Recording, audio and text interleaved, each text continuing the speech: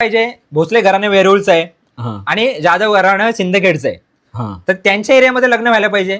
मुर्तजा निजामशहानी मलिक अंबरने एवढी काळजी घेतलेली असते की त्यांनी त्यांची जी दौलताबाद राजधानी होती, राजधानीमध्ये त्यांनी धूमधाम मध्ये लग्न लावून दिला. म्हणजे किती मोठं राजकारण खेळायचं असेल त्यांना.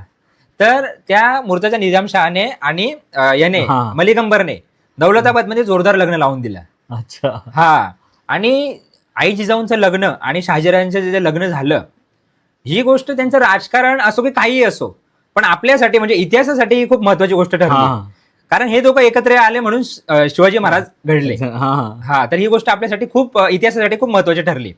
आणि याच्यानंतर पुढे शहाजीराजांसोबत लग्न झाल्यानंतर त्यांना एकूण 6 अपत्य झाली, ज्यातली 4 अपत्य ही अल्पवयीन म्हणजे लहान वयातच असताना वारली.